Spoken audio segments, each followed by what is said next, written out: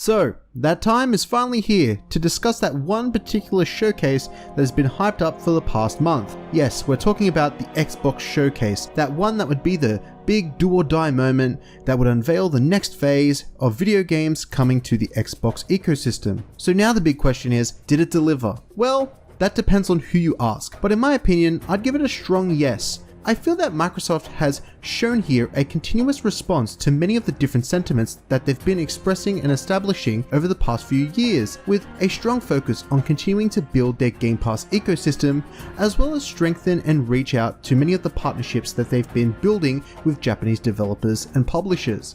This showcase is a culmination of many of the big releases that have been brewing in the background, and finally we are able to look at them. One of the great things about many of the games released here is the time frame and window that we would expect to see these games released, having majority of these games released between now and the end of 2024. So it does seem that many of these games will be releasing in the near future. But not only do we get to look to the future, we also get a deep dive showcase of Xbox's most anticipated release of this year, Starfield, which is more in the present and the now. So, with all that being said, what did get announced at the Xbox Showcase? Well, let's dive into that and take a look.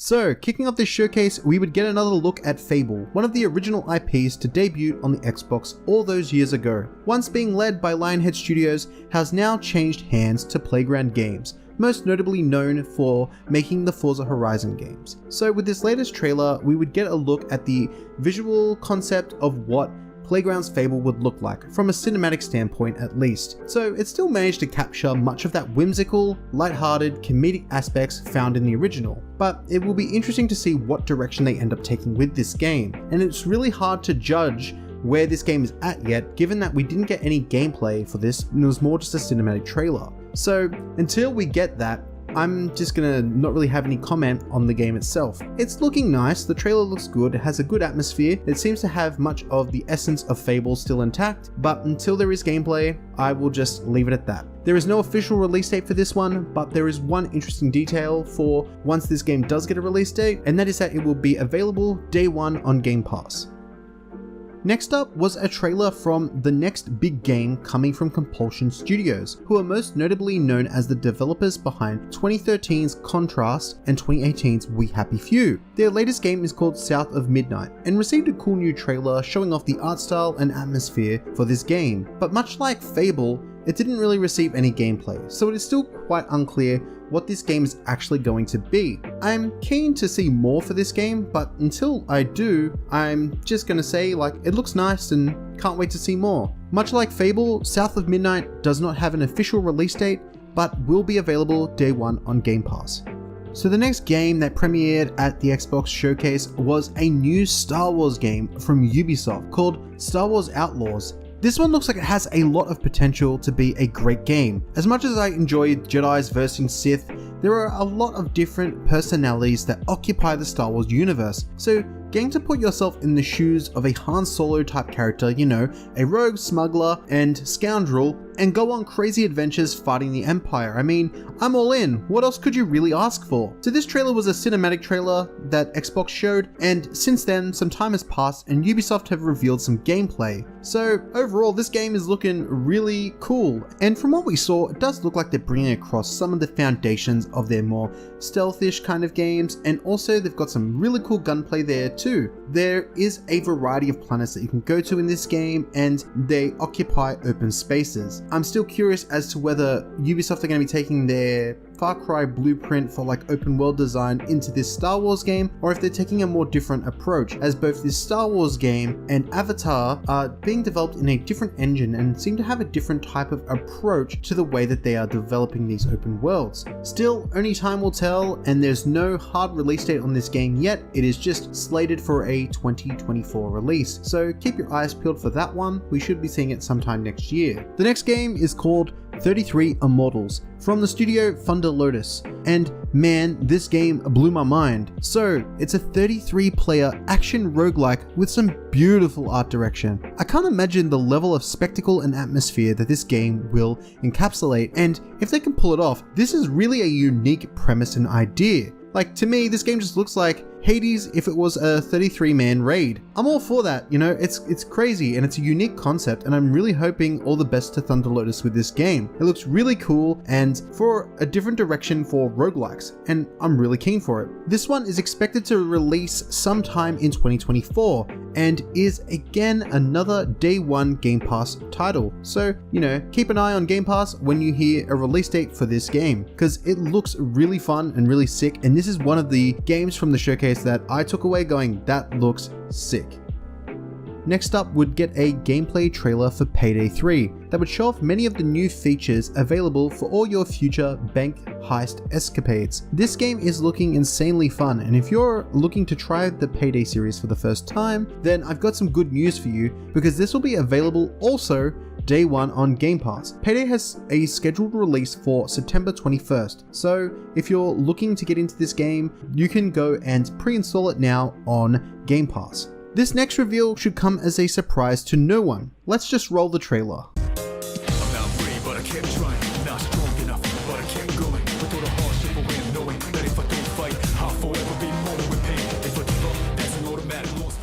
Yes, Persona 3 Reload, the long-rumored remake for Persona 3 is indeed true, and was leaked earlier in the week shortly after the Summer Games Fest. Despite the leaks, I was still pumped for this trailer. I'm a huge Persona fan, and out of all the newer Persona games, I feel that 3 would be the most to benefit from having some sort of refinement made and a remake. However, it's worthy mentioning that Persona 3 Reload's producer Ryota Nitsuma confirmed in an interview with IGN that none of the content from Fez or Persona 3 Portable will be present in the remake. Ryota stated, "We wanted to really genuinely work on recreating the Persona 3 experience. I do understand reimagining Persona 3 to be the main objective here with this remake, but the narrative additions in Fez and the additional features of P3 Portable, such as a female protagonist, are hard to ignore, and with a remake of Persona 3, I was really hoping that this would provide a definitive way to play Persona 3, as there are many different benefits to both Fez and the Portable and even the original, but having one definitive game would have been the best way to go about it, in my opinion. But nonetheless, I do still think that these refinements and things that they can make with the base Persona 3 can open the door for DLC and things of that nature that can include Fez and the female protagonist later down the line. I'm nevertheless excited for this, and I love the level of style that they've put into this. They've really taken that glow up that we've seen with Persona 5 and reworked it into this and re-envision this remake of Persona 3 of how I would think they would do it in my head. And I'm keen to see what Atlus's art teams are capable of doing and executing when they remake this game. I'm super stoked and super excited for it. Persona 3 Reload will be hitting shelves sometime in 2024 and is one worth checking out if you're a Persona fan. Next up, we finally received some gameplay for Obsidian's next big RPG, Avowed. Check this out. Sent here to the living lands by an emperor who couldn't bother to come himself.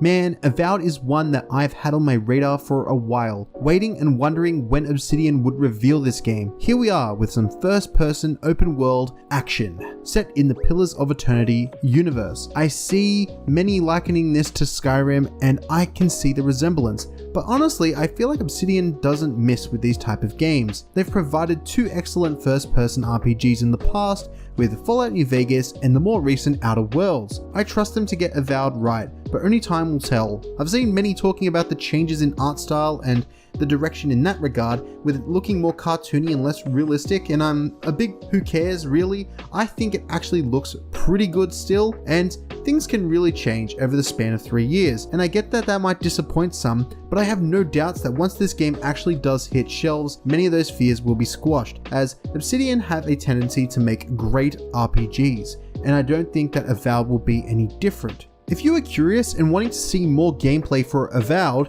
you're in luck, as Xbox will be hosting an extended showcase where they'll be diving deeper into Avowed's gameplay. Avowed currently doesn't have an official release date, but it is slated to arrive sometime in 2024 and will be available on Game Pass.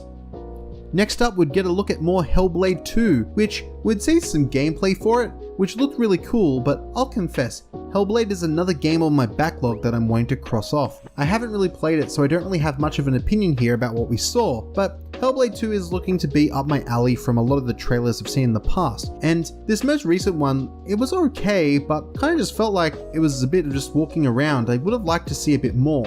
And there's some good news regarding that, because for you fans of Hellblade who are anticipating this game and were a little disappointed by the fact that they didn't really have any big reveals here, well, you're in luck, because like I mentioned just before with Avowed, you'll be able to get more of an extensive look at the gameplay for Hellblade at Xbox's extended showcase. And whilst there's no official locked-in date for Hellblade's release, they're aiming to hit 2024, and this is looking to be another Game Pass day one. We'd see the return of Kiryu and his latest antics at the Summer Game Fest, but here at the Xbox Showcase, we'd see the return of Ichiban, and personally, as an Ichiban enjoyer, I'm keen to see where his story takes us next. I'm also interested to see if this entry will continue the turn-based combat established in Yakuza Like a Dragon back in 2020. This latest entry is scheduled to release early 2024. It's really a good time to be a Like a Dragon fan. Seeing Ishin release earlier this year, Gaiden release later this year, and Infinite Wealth, the latest entry, this title, coming early next year. RGG are really not pulling any punches and holding back with their releases. And if you're wanting to see more regarding this upcoming game, then RGG are holding their own showcase on the 16th, where I'm guessing they'll show us some gameplay for these two upcoming games. This next one comes from Capcom and it's called Kunitsu-Gami Path of the Goddess. If there's one thing I can say about this game, it has a very distinct art style and direction, blending together feudal Japan with this psychedelic folklore. It looks to be a really cool game. From what the trailer presented, it looks to be a hack and slash game where you also get rid of and cleanse any evil spirits. I'm keen to see more about this, but so far we have no release date. But I can confirm that this one will be hitting Game Pass day one. So when it does eventually release, you can pre-install and hit this one up and try it out. Capcom have been on a hot streak recently, pushing out some real high quality games. So this Path of the Goddess is looking to be another interesting game to add to their portfolio. It's wacky, it's visually hypnotizing, and I'm intrigued.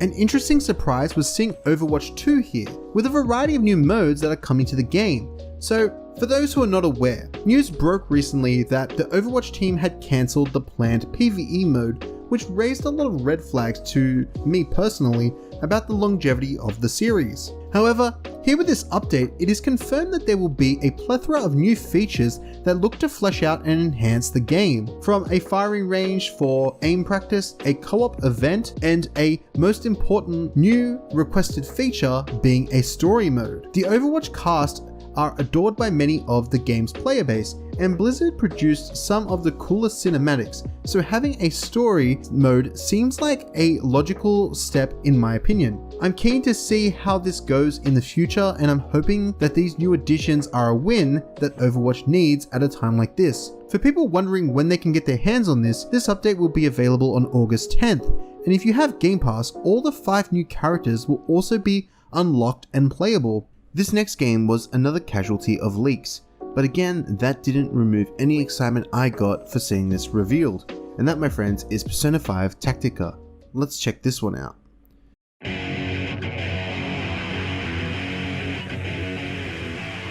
What is this place? It looks like we're in a palace. What the hell is going on?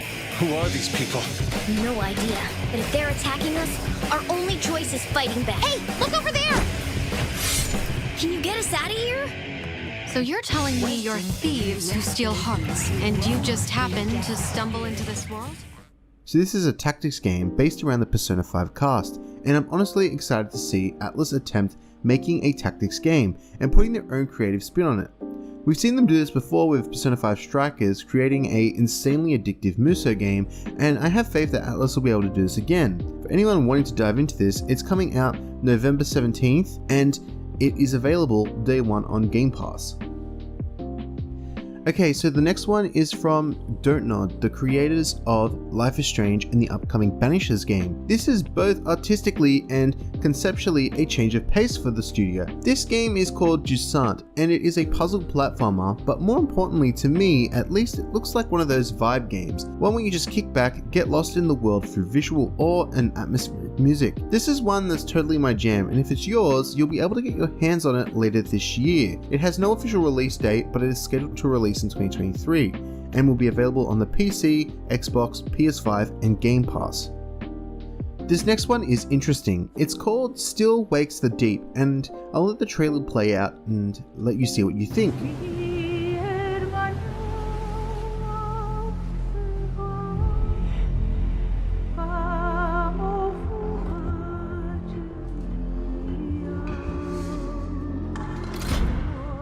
So this one is a narrative horror game from the studio The Chinese Room, who are the creators of Amnesia, A Machine for Pigs, and Everybody's Gone to Rapture. This game is looking to give me a spooky sea creatures vibe and something similar to The Lighthouse mixed with Amnesia, having different monsters chase you and things of that nature. It's scheduled to release early 2024, and we have no official release date yet. This next game looks unreal. It's called Dungeons of Hinterberg, and this one really caught my eye like straight away. This cel-shaded comic art style, coupled with hack and slash combat, puzzle solving, and rail grinding, it had all the staples and blended together so well, and it made me feel nostalgic for one of those gems that you would find back in the PS2 era. And I mean that in the most positive way possible. It has a lot going for it. A lot of different little mechanics, puzzles, and it has an overall beautiful aesthetic, and I'm really keen to see how this game plays out when it comes out. We have no official release date for this one either, but it is slated to arrive sometime in 2024 and is another game that will be coming day one to Game Pass. Next up, we'd see Keanu Reeves take the stage, revealing yet another trailer for the upcoming expansion for Cyberpunk 2077 Phantom Liberty, and this looks great. It's important to keep our hype in check with many of these new releases these days, but particularly with Cyberpunk. I'm someone who enjoyed Cyberpunk when they played it back in 2020, but I can understand why many felt burned by this game, particularly the one that they received at launch. Since then, CD Projekt Red have taken many steps to improve many aspects of the game, and Phantom Liberty seems to be building on this refinement to the overall Cyberpunk experience, whilst delivering and telling a new story. Many who have got to play the game have reported that not only have CD Projekt Red improved the Cyberpunk experience within Phantom Liberty, but they've also improved the base game experience also, with some notable changes being a completely reworked perk system and a complete reworking of both friendly and enemy AI. They are adding a new police system, car chases, and even new cyberware systems, which will measure the capacity of modifications in cyberware you can handle and equip before risking the threat of cyber psychosis. These are just a few of the listed changes and features that have been reported that stood out to me. Phantom Liberty is releasing on the 26th of September this year, and honestly and personally, I'm looking forward to it and hoping that it is the perfect send-off for Cyberpunk 2077 before CD Projekt Red move on to their next game. However, I understand if people are cautious for this, and time will tell when the game actually launches come September 26. The next game revealed was the sequel to the critically acclaimed City Skylines. This is looking to evolve and double down on the level of detail and intricacies of managing a city, and I'm sure there's a large crowd of people who are really hyped for this one. It looks really cool, and I'm thinking that I may check this out down the line. Thankfully, if you're considering picking this up like me, it'll be available through Game Pass for you to play. City Skylines arrives on October 24th, 2023. So this next game, literally my jaw was dropped the entire time the trailer was playing. Check this one out.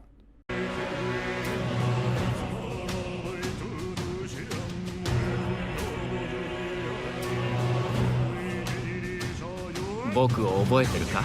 国民の信託を最も集めし者が次なる王となる資格を得る者とする。陛下のお命が奪われるなど。汝定めを課せられし子よ、憂いを抱える旅人よ。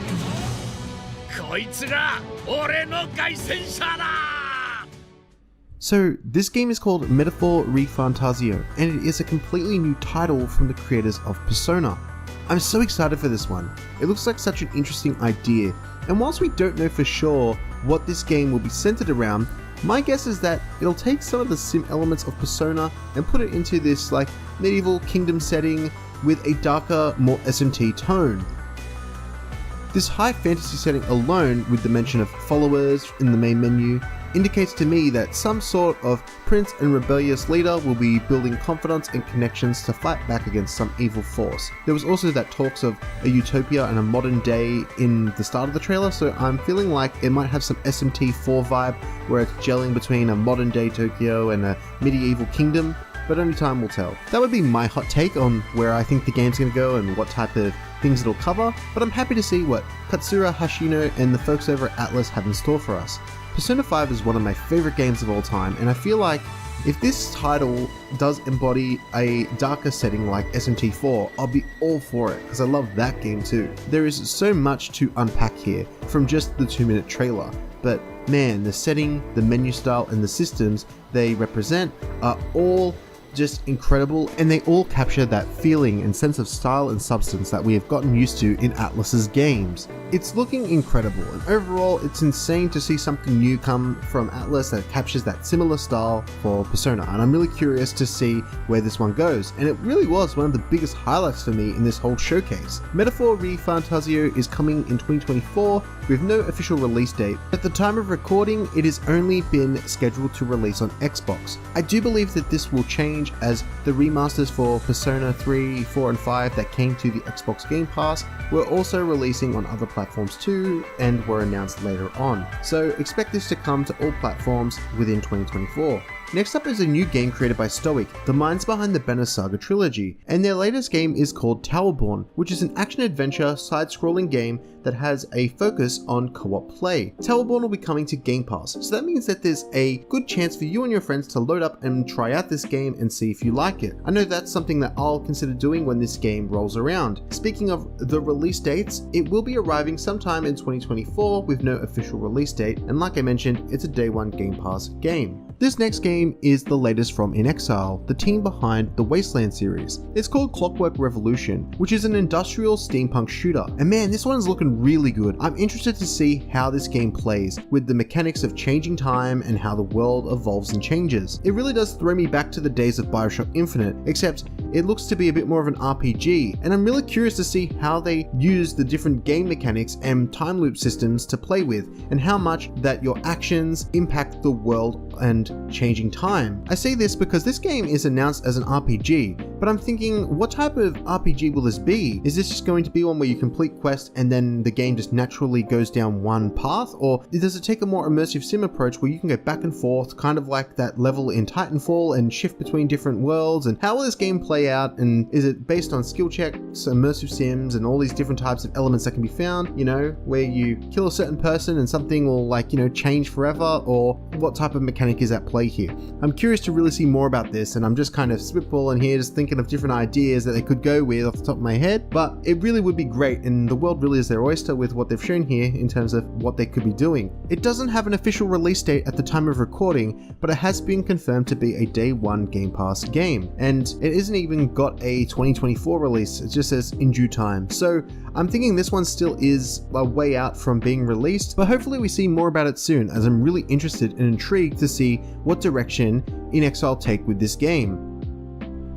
So everything up until this point was the latest from Xbox, and what we'd see coming between now and the end of 2024, for the most part. All in all, it is looking like a diverse and stacked year for Xbox. We are finally starting to see many of their acquisitions and partnerships start to thrive and pay off. There were a few games like Hellblade 2 which I feel could have shown off a bit more in terms of gameplay, but I'm sure that if you watch the extended showcase, you'll see a lot of extra information there that's given about Hellblade. I have yet to watch that. But now we're diving into the big moment, the centerpiece of Xbox's lineup and showcase for the near future, and that is Starfield. Right off the bat, I've got to say, I know that given the recent history with Bethesda, that it is rational to be cautious and skeptical, and I'd advise keeping your hype in check. However, on the flip side of this, can we just talk about how ambitious Starfield is as a video game? This direct showed off so much, and provided an extensive look at all the different features of Starfield. To put it simply, what Starfield is shaping up to be is the culmination of all of Bethesda's works prior, and seriously, if this game is able to deliver on all the different features shown off in this direct, it will seriously be a heavy contender for Game of the Year and one of those best video games in general that people remember, much like Skyrim. Everything that this game is putting down I'm picking up. From the customization of your character, the perks and traits, and the unique skills, the sheer variety of character customization options on display here is insane. The level of skills and perks in Starfield feels like a direct response to the criticisms of Fallout 4's perks. Starfield's perks operate in a similar fashion to skill trees in Elder Scrolls, being able to level them up the more you use them. Except here in Starfield they'll be through completing challenges, which unlock ranks to increase a skill. Then, much like in the Fallout games, when you have leveled up, you will get a skill point, which can then be invested into a perk which you've completed a challenge for. There is also the inclusion of a trait system, which is a welcomed addition and gives your character some unique quirks. So there is one where you can give money to your family and then you can see your parents and stuff like that. There's another one where you have and see the return of the adoring fan from Oblivion, who will follow you around and just basically just froth over you and tell you how beautiful you are. And there's also ways to get rid of the traits. They don't really go too much into depth on how this is done, but they kind of allude to it with the adoring fan, where it's kind of like if you kill him you can kind of get rid of the trait, but I guess we'll have to wait and see on. There is also the ability to dogfight with enemy ships, and then once you've bested them in battle, dock into these ships and either kill the people on board or just salvage and take all the loot that you like. It's absolutely wild to me, and now to mention that there'll be different space stations that are in space that you can pull into and interact with, it's just crazy. The sheer amount of planets scope that this game has available and the ability to build and colonize on these different planets is just a big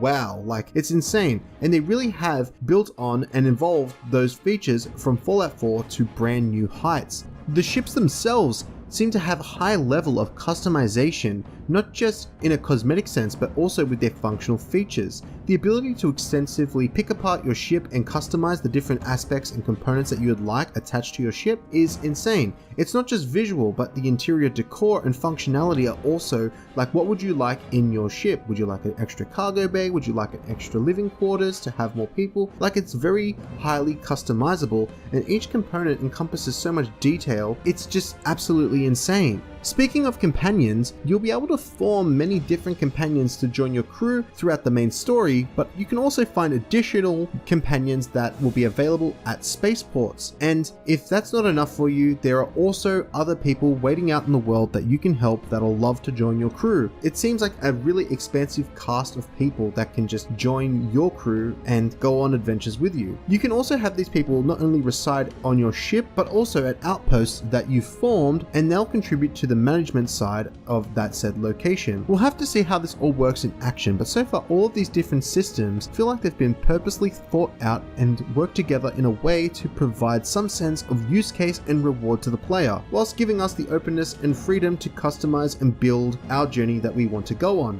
The combat that was shown off here in the Starfield Direct was a drastic improvement over what we saw last year at that 15-minute reveal where they showed off Starfield. There is a lot of different weapons, both gun and melee weapons to use. The gunplay feels a lot more responsive and fluid, and the combat seems to offer a large variety of ways to approach different situations. There's also a variety of customization and mods available that looks extensive and looks like it's building more on the mod system found in Fallout 4. Some of the unique grenades and guns in this game look totally like insane. They're just so goddamn cool. Like the ability to freeze enemies or get into a fist fight with an alien. It's like the choice is yours, and honestly, this aspect of Starfield is really looking to impress me. It really does look like they have refined a lot of the Bethesda combat to make it feel more responsive and fluid and address many of those concerns that have been floating around, and really just the history of many Bethesda games in terms of their, first person action. It always has felt a little stiff, and here in